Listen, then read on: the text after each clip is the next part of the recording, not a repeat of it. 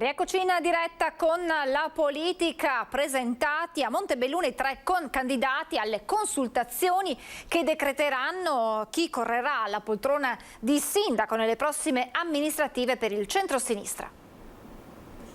Il prossimo 3 luglio saranno i cittadini a decidere chi tra Claudio Franco, Loreno Miotto e Ilaria Torresan correrà alle amministrative di Montebelluna per il centro-sinistra con la coalizione Montebelluna Insieme. Non delle primarie in senso stretto, ma secondo il comitato che ha promosso la consultazione, un dialogo aperto con la cittadinanza.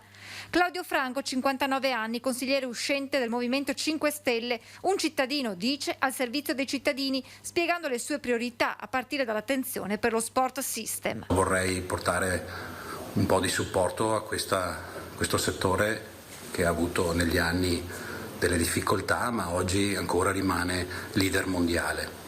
Ritengo che dobbiamo anche dare una mano a supportare i commercianti, il mondo del commercio, in quanto dopo una pandemia di questo tipo sicuramente hanno la necessità. Dobbiamo dare fiato ai giovani. Coetaneo di Franco, anche Loreno Miotto siede attualmente in consiglio comunale tra le fila del PD. Montebelluna deve sognare in grande e bisogna farlo insieme, spiega. Condividere i progetti, partecipare, dare valore, davvero valore ai quartieri, cercare un po' di far emergere quelli che sono i grandi temi, i grandi contenuti in questa grande sfida che oggi vive il mondo, dei temi dell'ecologia, dello sviluppo, i temi del commercio, i temi economici, ma con un'attenzione che deve essere attenzione alle persone, in particolare alle nuove generazioni. La più giovane dei 3 candidati è Ilaria Torresan, musicista trentenne che lo scorso anno si era candidata alle regionali con Europa Verde.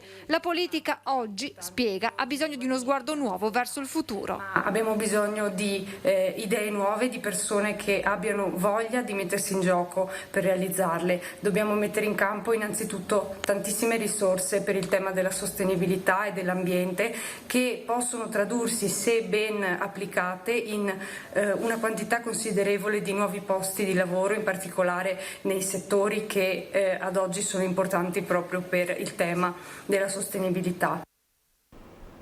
Voltiamo pagina. In mostra a Santa Caterina un'icona del design italiano, le macchine da scrivere Olivetti e i manifesti realizzati per lanciarle.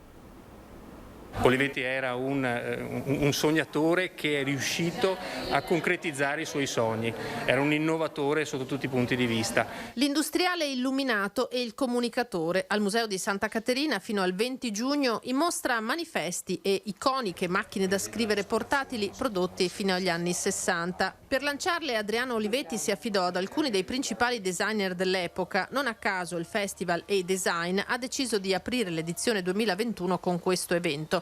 Design e cultura secondo il pensiero di Olivetti, il titolo della mostra in cui sono esposti modelli famosi in tutto il mondo. Un viaggio nel design attraverso un brand universalmente conosciuto. Si pensa generalmente al design solo applicato agli oggetti, ma in realtà si applica anche alla grafica e a tantissimi altri ambiti. La nostra finalità è quella appunto di far capire alla gente e renderla consapevole di questo design che utilizza tutti i giorni. Macchine da scrivere di cui i ragazzi di oggi non conoscono neppure il funzionamento, motivo per il quale in mostra sarà possibile anche provarle. Ne abbiamo messa proprio una a disposizione, anche con la carta già intestata, usa, prova, perché devono capire il funzionamento, perché sicuramente si domanderanno che strano computer, non ha lo schermo, manca la spina, cioè tutte queste cose, perché è tutto meccanico ovviamente, però provare e usare una macchina per scrivere portatile è una sensazione bellissima che bisogna che tutti la provino. 13 giugno, festa di Sant'Antonio, Media Nord-Est con Rete Veneta ha seguito tutto in diretta, tutto il pellegrinaggio della reliquia del santo da Venezia fino a Padova. Lo scorso anno in elicottero ha benedetto la sua gente e i luoghi maggiormente colpiti dalla pandemia. Quest'anno busto e reliquia hanno potuto attraversare le strade e arrivare tra la gente.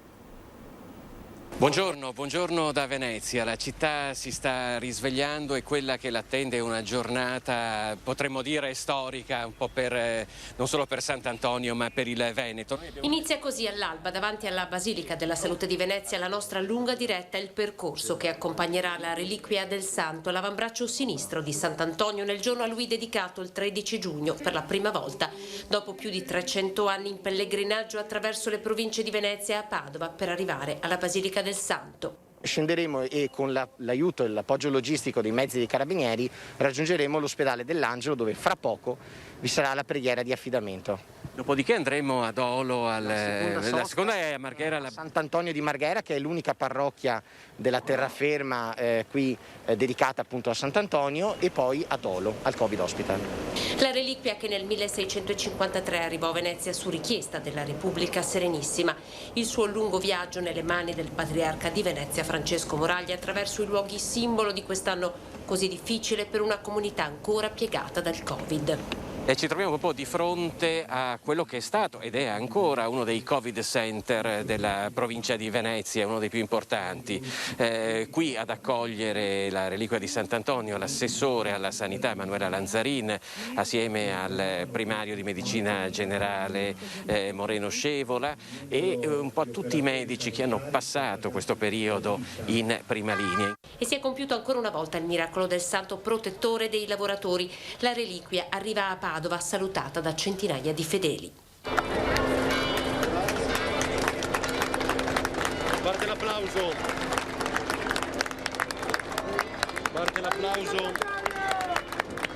Patriarca. Da qui sarà un nuovo viaggio, una nuova peregrinazione attraverso la città di Padova insieme alla statua di Sant'Antonio. Ci sono tantissimi fedeli armati di cellulare per riprendere questo passaggio della reliquia del santo, e poi seguita anche dalla statua di Sant'Antonio, che è la statua che tradizionalmente viene portata in processione lungo le strade della città. Nel lungo percorso che abbiamo seguito passo dopo passo con le nostre telecamere, il santo attraversa i quartieri di Padova di fronte allo sguardo devoto, a volte stupito, dei cittadini. La prima tappa è il carcere Due Palazzi. Noi accogliamo con gioia, con trepidazione questo momento che abbiamo aspettato, grazie anche alla bellissima giornata che ci è stata donata, grazie alle persone che sono qui e soprattutto grazie a Sant'Antonio che ci ha donato questa visita. Per noi è una visita importantissima. Dal centro della rinascita e della redenzione, il carcere, fino al centro di Padova, con l'accoglienza alla Camera di Commercio in piazza Insurrezione e poi davanti a Palazzo Moroni, comune di Padova. Illumina e proteggi la nostra città, alla quale hai dato nel corso dei secoli tanti segni della tua benevolenza. Un pensiero ed una benedizione al mondo del commercio e del turismo, alla città intera che lo scorso anno il santo ha sorvolato a bordo di un elicottero a causa della pandemia. Oggi è vivo in mezzo alla gente, nel cuore dei tanti pellegrini. Per una settimana la reliquia del santo rimarrà alla Basilica, già da oggi meta di tanti fedeli. E la festa di Sant'Antonio è legata alla rubrica della domenica. Raccontiamo infatti una litania a lui dedicata per ritrovare gli oggetti scomparsi, ma non solo. Cosa sono i sequeri? I sequeri è una preghiera che a me mi ha insegnato a dire fin da piccola, quando che avevamo necessità proprio importanti, ma anche quando che si perdia qualcosa di caro, si perdia, che so, anche in amicizia. È uno dei riti della nostra storia rurale. I sequeri miracoli in destra piave o le sequenze in pedemontana sono da sempre la preghiera per ritrovare le cose.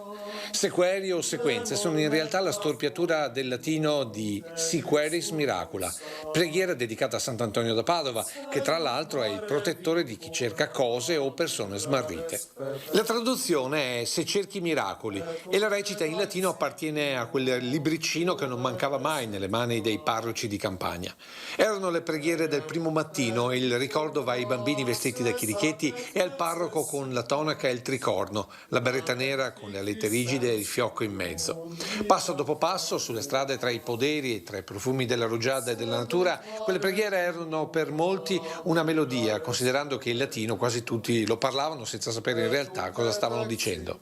Ecco il perché della storpiatura dei sequeri e come più che una preghiera tra i campi trevisani questa litania venisse considerata la stregua di una formula magica e come tale era di esclusiva competenza delle donne di casa, ma non di tutte. Perché la donna ha un carisma femminile che si avvicina tanto alla preghiera, e sposate perché forse la benedizione del matrimonio, le nostre nonne, le nostre mamme, perché solo loro si radunavano da bambini per fare queste preghiere particolari. Questa è la traduzione in italiano.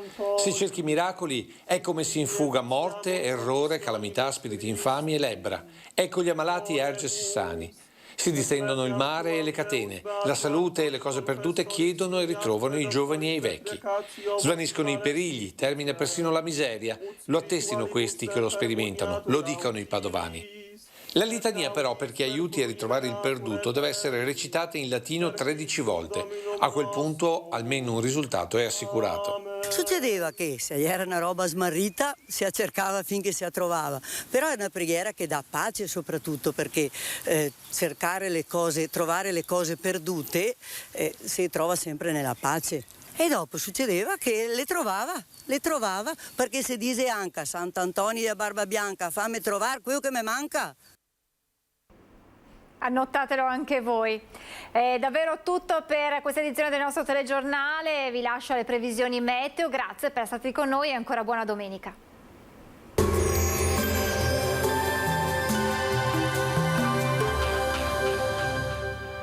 Lasciati ispirare dai nostri pavimenti e rivestimenti R di bagno. Tu scegli, noi pensiamo a tutto il resto. Meneghel, Aroncade, Treviso. Bentrovati al meteo. Ci attende un inizio di settimana bello e caldo, con l'alta pressione sempre più forte. Sarà da metà settimana in poi però che il tempo inizierà a cambiare con le prime infiltrazioni umide, ma per questo vedremo gli aggiornamenti nei prossimi giorni. Intanto il dettaglio di lunedì 14 giugno. Sul Veneto inizialmente in mattinata sarà possibile qualche addensamento, ma sempre senza conseguenze. Decisamente più soleggiato con il passare delle ore, con cielo al massimo poco nuvoloso. Clima ventoso con temperature in lieve calo, minime tra 15 e 19 gradi, valori massimi compresi invece tra i 24 e i 30 gradi all'incirca.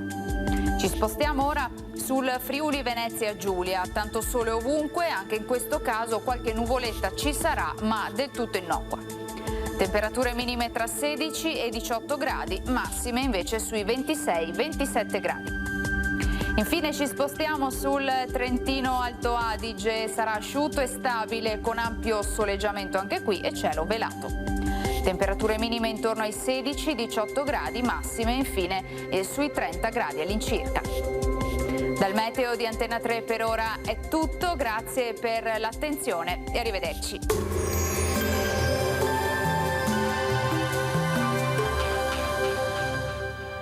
Lasciati ispirare dai nostri pavimenti e rivestimenti R di bagno. Tu scegli, noi pensiamo a tutto il resto. Meneghel, Aroncade, Treviso.